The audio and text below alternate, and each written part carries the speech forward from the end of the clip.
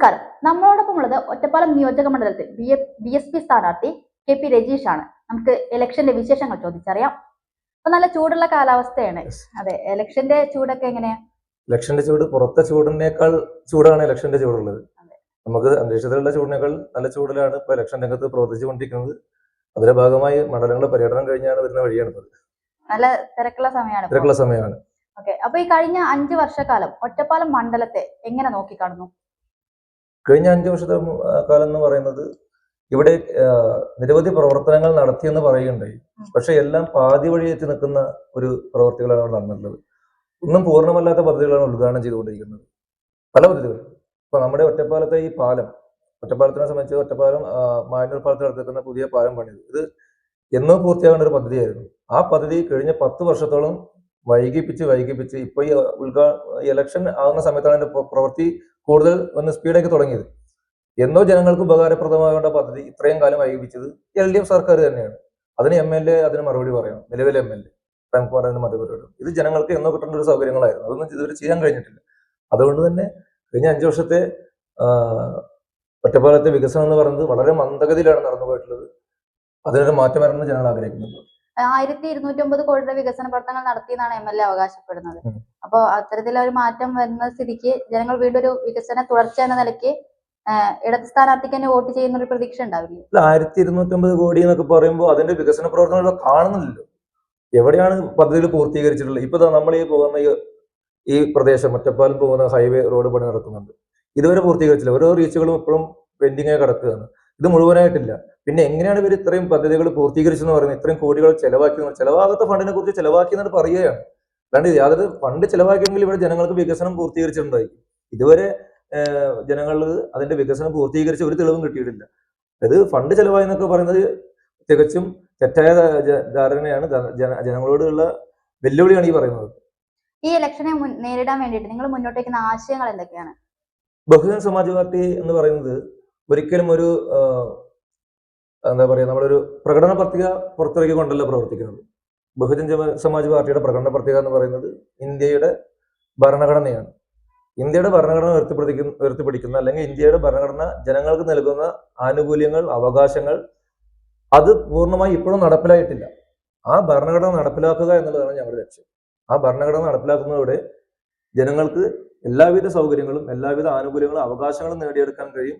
ജനങ്ങളുടെ പ്രശ്നങ്ങൾ പരിഹരിക്കപ്പെടാൻ കഴിയും എന്നുള്ള വിശ്വാസത്തിലാണ് ഞങ്ങൾ പ്രവർത്തിക്കുന്നത്. അതുകൊണ്ട് തന്നെ ഇന്ത്യയുടെ ഭരണഘടനയാണ് ഞങ്ങളുടെ പ്രകടന പത്രിക ഞങ്ങൾ ഉയർത്തി കാണിക്കുന്നത്. ഇപ്പൊ ഇന്ത്യക്ക് ശക്തമായ വേറിട്ടുള്ള ഒരു സ്ഥലമാണ് ഒറ്റപ്പാലം മണ്ഡലം എന്ന് പറയുന്നത്. അതായത് ഇപ്പൊ നമുക്ക് കഴിഞ്ഞ തെരഞ്ഞെടുപ്പിലൊക്കെ ഒറ്റപ്പാലം നഗരസഭയിൽ അവർക്ക് നല്ല സീറ്റ് ലഭിച്ചിട്ടുണ്ട്. അപ്പൊ അങ്ങനെ ഒരു സ്ഥലത്ത് മേജർ രവിയെ പോലെ ഒരു സ്ഥാനാർത്ഥി കൂടെ വരുന്ന സാഹചര്യത്തിൽ അത് മേജർ രവിയുടെ സ്ഥാനാർത്ഥിത്വം കൂടെ എങ്ങനെ നോക്കിക്കാണുന്നതിന്? അല്ല, ഒറ്റപ്പാലം മണ്ഡലത്തിൽ NDAക്ക് അത്ര വലിയ ശക്തമായ വേരോട്ടമുണ്ടെന്നും നമുക്ക് അറിയാൻ കഴിയുന്നില്ല. അങ്ങനെ പറയാൻ കഴിയില്ല. കാരണം കഴിഞ്ഞ മുനിസിപ്പൽ തിരഞ്ഞെടുപ്പിൽ ഇവിടെ മറ്റു ചില സംഘടനകളുമായി ചേർന്നുകൊണ്ടാണ് NDAക്ക് ഒരു മുന്നേറ്റം ഉണ്ടാക്കാൻ കഴിഞ്ഞത്. അത് ഈ തെരഞ്ഞെടുപ്പിൽ പ്രതിഫലിച്ചോണമെന്നില്ല. പിന്നെ മേജർ രവിയുടെ സ്ഥാനാർത്ഥിത്വം എന്ന് പറയുന്നത് ഒറ്റപ്പാലത്ത് അത്ര വലിയൊരു മാറ്റം കൊണ്ടുവരാൻ കഴിയില്ല. കാരണം NDA നേതാക്കൾക്കും BJPക്കാർക്കിടയിൽ തന്നെ നിലവിൽ നല്ല രീതിയിലുള്ള പ്രതിഷേധം മേജർ രവിയെ സ്ഥാനാർത്ഥിയാക്കിയതിൽ ഇവിടെ ഉണ്ട്. അപ്പൊ ആ പ്രതിഷേധം ആളുകൾ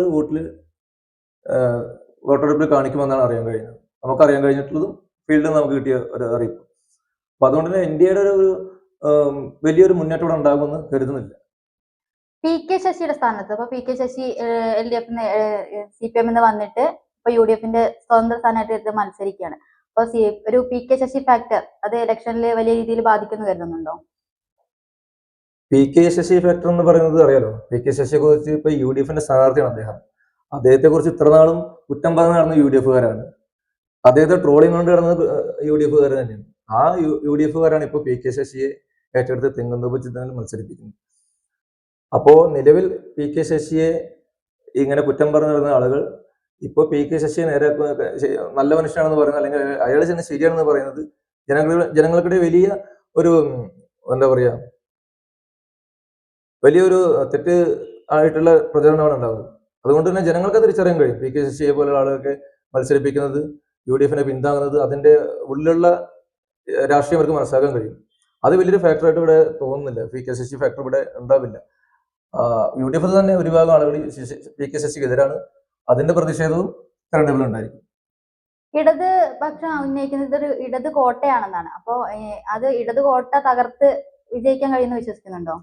ഒറ്റപ്പാലം മണ്ഡലം ഒരിക്കലും ഇടതുകോട്ടയായിട്ടില്ല. അങ്ങനെ നമുക്ക് പറയാൻ കഴിയില്ല. കഴിഞ്ഞ വർഷത്തെ ഭൂരിപക്ഷം വളരെ ചെറിയ ഭൂരിപക്ഷത്തിനാണ് പ്രേംകുമാർ ജയിച്ചുള്ളത്. അത് എപ്പോ വേണമെങ്കിൽ മാറി മറിയാം. അതിനൊരു വലിയ ഇടത് കോട്ടയാണെന്ന് പറയാൻ നമുക്ക് ഒരിക്കലും കഴിയില്ല. അതെല്ലാം മാറ്റങ്ങൾ ഈ തെരഞ്ഞെടുപ്പിൽ ഉണ്ടാവും. ആ കോട്ട തകർക്കപ്പെടുമെന്നാണ് എന്റെ വിശ്വാസം. ഒറ്റപ്പാലം മണ്ഡലത്തിലെ പ്രധാന നഗരങ്ങളിൽ ഒന്നാണ് ഒറ്റപ്പാലം നഗരം. അവിടുത്തെ പ്രധാന പ്രശ്നമാണ് ട്രാഫിക്. അതിന് എന്ത് പ്രതിവിധിയാണ് നിങ്ങൾ വിജയിച്ചു വന്നാൽ ചെയ്യാൻ കഴിയുക? ഇത് വലിയൊരു ചോദ്യമാണ്. കാരണം ഒറ്റപ്പാലം പോലെ വളരെ പുരാതനമായ ഒരു ടൗണാണ് ഒറ്റപ്പാലം. വളരെ പഴക്കമുള്ള ബിൽഡിങ്ങുകളുള്ള ഒരു ടൗണാണ് ഒറ്റപ്പാലം. അത് ആ ട്രാഫിക് പരിഷ്കരണം എന്ന് പറയുന്ന ബിൽഡിങ്ങുകൾ പെട്ടെന്ന് പൊളിച്ചു കളഞ്ഞുകൊണ്ട് നമുക്ക് നടപ്പിലാക്കാൻ കഴിയുന്ന ഒരു പദ്ധതിയല്ല. ജനങ്ങളെ ബോധവൽക്കരിക്കുകയാണ് ചെയ്യേണ്ടത്. വാഹനങ്ങൾ പാർക്ക് ചെയ്യാൻ ടൗണിലേക്ക് പ്രവേശിക്കുന്ന വാഹനങ്ങളെ കുറിച്ച് കൃത്യമായ ധാരണ ട്രാഫിക് പോലീസ് ഉണ്ടായിരിക്കണം. വലിയ വാഹനങ്ങൾ ടൗണിലേക്ക് പകൽ സമയങ്ങളിൽ, അതായത് നമ്മുടെ ഓഫീസ് ടൈമുകളിൽ പ്രവേശിക്കാതിരിക്കുക. അതുപോലെ തന്നെ വാഹനങ്ങളുടെ പാർക്കിംഗ്, ടൗണിൽ വന്ന് വാഹനങ്ങളുടെ പാർക്കിംഗ് അവസാനിപ്പിക്കുക. അതിനൊക്കെ മറ്റു രീതിയിലുള്ള സംവിധാനങ്ങൾ സൃഷ്ടിക്കണം. വാഹനം പാർക്ക് ചെയ്യാനും മറ്റുള്ള സംവിധാനം സൃഷ്ടിച്ചു കഴിഞ്ഞാൽ ഒരുവിധം ടൗണിൽ തിരക്ക് നമുക്ക് കുറയ്ക്കാൻ അവസാനിപ്പിക്കാൻ കഴിയും. പിന്നെ ബസ് സ്റ്റാൻഡിൽ നിന്ന് വരുന്ന വാഹനങ്ങൾ, ബസ് സ്റ്റാൻഡിൽ നിന്ന് എടുത്ത് സ്റ്റാൻഡിന് പുറത്ത് തന്നെ ആളുകളെ കയറ്റുന്ന ഒരു സംവിധാനമുണ്ട്. അതൊക്കെ അവസാനിപ്പിക്കാൻ ഇവിടുത്തെ MVD അതുപോലെ തന്നെ ട്രാഫിക് പോലീസും തയ്യാറായി കഴിഞ്ഞാൽ ഒറ്റപ്പാലം ടൗണിലെ ഒരുവിധം ട്രാഫിക്കിന്റെ തിരക്ക് നമുക്ക് കൺട്രോൾ ചെയ്യാൻ കഴിയും. മറ്റുള്ളതൊക്കെ നമുക്ക് ആലോചിച്ച് ചെയ്യാവുന്ന കാര്യങ്ങളാണ്. അതിന് നമ്മളിവിടെ വ്യാപാരികളുമായും ജനപ്രതിനിധികളുമായും അവിടുത്തെ ടാക്സി, ഓട്ടോ ഇങ്ങനെയുള്ള എല്ലാ ആളുകളുമായും കൂടി ആലോചിച്ച് ഒരു വികസന പ്രവർത്തനം എന്ത് ചെയ്യാൻ കഴിയുന്ന അവരോട് കൂടി ആലോചിച്ച ശേഷം മാത്രമേ നമുക്കൊരു പുതിയൊരു പ്രൊജക്ട് ഉണ്ടാക്കാൻ വേണ്ടി കഴിയുള്ളൂ.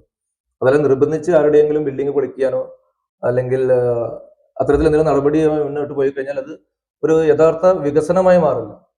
അതാണ് എന്റെ അഭിപ്രായം. പിന്നെ ഇനി ഓരോ മേഖലകളില്, അതായത് പ്രധാനമായിട്ട് കാർഷികം, വിദ്യാഭ്യാസം, ആരോഗ്യം, ഇങ്ങനെയുള്ള ഓരോ മേഖലകളിലും മണ്ഡലത്തിൽ എന്തൊക്കെ മാറ്റങ്ങളും വികസനങ്ങളും ഒക്കെ കൊണ്ടുവരാൻ സാധിക്കുന്ന വിശ്വസിക്കുന്നു? ആരോഗ്യ മേഖല എടുത്ത് പറയുകയാണെങ്കിൽ ഇപ്പൊ നമ്മുടെ നിലവിലുള്ള താലൂക്ക് ആശുപത്രി, അവിടെ ചില മുഴുവനും നമുക്ക് ഡോക്ടർമാരുടെ സേവനം ലഭ്യമായിട്ടില്ല. അവിടെ നമുക്ക് മുഴുവൻ സമയം OP ഉണ്ടായിരിക്കണം. കാരണം ഇപ്പൊ നിലവിൽ 12 മണി വരെയൊക്കെയാണ് OP ഉള്ളത്. അപ്പോൾ 12 മണിക്ക് ശേഷം വരുന്ന രോഗികൾ ഡോക്ടറെ കാണാൻ കഴിയാതെ ബുദ്ധിമുട്ടുന്നുണ്ട്. അപ്പോൾ മുഴുവനായിട്ടുള്ള അവിടെ ഒരു OP സംവിധാനം ഉണ്ടായിരിക്കണം. അതുപോലെ തന്നെ നമുക്ക് അവിടെ മറ്റുള്ള സ്കാനിങ് സെന്ററുകളില്ല. ഇപ്പൊ ഒരു MRI സ്കാനിങ്, വലിയൊരു സ്കാനിങ് ചെയ്യേണ്ടി വന്നാൽ അതിനുള്ള സൗകര്യങ്ങൾ അവിടെ ഇല്ല. അപ്പൊ അത്തരത്തിലുള്ള സാധാരണക്കാർക്ക് സൗജന്യമായും അതുപോലെ തന്നെ വളരെ ചുരുങ്ങിയ ചെലവിലും നമുക്ക് വലിയ ചികിത്സകൾ ലഭ്യമാക്കുന്ന തരത്തിൽ ഒറ്റപ്പാലം ഗവൺമെന്റ് ആശുപത്രിയെ മാറ്റണം. അതിനുള്ള പദ്ധതികളാണ് രൂപീകരിക്കേണ്ടത്. വിദ്യാഭ്യാസ മേഖലയിൽ നമുക്ക് ഇവിടെ നിലവിലൊരു സർക്കാർ കോളേജ് ഇല്ല. 7 മേഖലയാണ് നമുക്ക് ഒരു കോളേജുള്ളത്, NSS കോളേജ് മാത്രമാണ്. അപ്പൊ അത് മാറ്റി നമുക്ക് സർക്കാർ ഫണ്ടിങ്ങോടുകൂടി സർക്കാർ മേഖലയിൽ ഒരു കോളേജ് കൊണ്ടുവരണം എന്നാണ്, ഒരു ആർട്സ് ആൻഡ് സയൻസ് കോളേജ് കൊണ്ടുവരണം എന്നാണ് എൻ്റെ ആഗ്രഹം. അതിനുള്ള പ്രവർത്തനങ്ങളാണ് വിദ്യാഭ്യാസ മേഖലയിൽ നമ്മൾ കണ്ടെത്തേണ്ടത്. അതുപോലെ തന്നെ സാങ്കേതിക വിദ്യാഭ്യാസ സ്ഥാപനങ്ങൾ അതും ഇവിടെ വളരെ കുറവാണ്. ITI പോലുള്ള സ്ഥാപനങ്ങൾ നമുക്ക് ഇവിടെ ഇല്ല. ഇവിടെ ആകെയുള്ള ഒരു ITI ഒറ്റപ്പാലം മണ്ഡലത്തിലല്ല, ഷൊർണൂർ മണ്ഡലത്തിലാണ്. അത് തുന്നൽ ക്ലാസ്സുകൾ പഠിപ്പിക്കുന്ന ഒരു ITI ആണ്. മറ്റുള്ള കോഴ്സുകൾ പഠിപ്പിക്കുന്ന വലിയൊരു ITI പോലുള്ള സംവിധാനം ഒറ്റപ്പാലം കൊണ്ടുവരണം. അതും കൂടുതൽ വിദ്യാഭ്യാസ മേഖലയ്ക്ക് നല്ല കരുത്ത് നൽകുമെന്നാണ് പറയുന്നത്. ഇപ്പൊ കാർഷിക മേഖലയിൽ ഇപ്പൊ പാറയിലും വേങ്ങശ്ശേരിയിലും ഒക്കെ നെല്ല് സംഭരിച്ചിട്ട് അതിന്റെ വില കിട്ടാതെ, സപ്ലൈകോ നെല്ല് സംഭരിച്ചിട്ടും കർഷകർക്ക് അതിന്റെ വില കിട്ടാതെ ബുദ്ധിമുട്ടുന്ന സാഹചര്യമൊക്കെ ഉണ്ട്. അപ്പൊ അത് കൃത്യമായിട്ട് കർഷകർക്ക് വേണ്ടിയിട്ട് എന്ത് ചെയ്യും? ഈ കർഷകരുടെ നെല്ല് സംഭരിച്ച് അത് കിട്ടാത്ത വിഷയം ഇത് ഇന്നോ ഇന്നലെ തുടങ്ങിയതല്ല. ഈ സർക്കാർ എപ്പോഴും പറയും ഞങ്ങൾ കർഷകർക്കൊപ്പമാണ്, നെൽകർഷകർക്കൊപ്പമാണ്, അവരുടെ എല്ലാ വിധ ഫണ്ടുകളും അല്ലെങ്കിൽ അവർക്ക് കൊടുക്കാനുള്ള വിലകൾ നമ്മൾ കൊടുത്തു എന്ന് പറയും. പക്ഷെ നിലവിൽ കർഷകർക്ക് ഇത് കിട്ടിയില്ല. അതിന്റെയൊക്കെ പ്രതിഷേധം ഈ അടുത്ത ദിവസങ്ങളിലൊക്കെ നമ്മുടെ പ്രദേശങ്ങളിൽ ഉണ്ടായിട്ടുണ്ട്. അമ്പലപ്പുറയിലായാലും മറ്റുള്ള സ്ഥലങ്ങളൊക്കെ ഉണ്ടായിട്ടുണ്ട്. അപ്പൊ അത് നെല്ല് സംഭരണം വേഗത്തിലാക്കുകയും അതിനുള്ള പേയ്മെന്റ് അത് എത്രയും പെട്ടെന്ന് തന്നെ ആ നെല്ല് കളക്ട് ചെയ്ത് ദിവസങ്ങൾക്കുള്ളിൽ തന്നെ അത് കൊടുത്തു തീർക്കുന്ന സംവിധാനം സൃഷ്ടിക്കാൻ വേണ്ടി കഴിയണം. അതിന് സർക്കാർ സംവിധാനം കുറച്ചും കൂടി മെച്ചപ്പെടുത്തേണ്ടതുണ്ട്. അവരുടെ പ്രവർത്തനം കുറച്ചും കൂടി മെച്ചപ്പെടുത്തേണ്ടതുണ്ട്. കാരണം ഈ നെല്ല് കർഷകർ എന്ന് പറയുന്നത് നാടിന്റെ നട്ടെല്ലാണ്.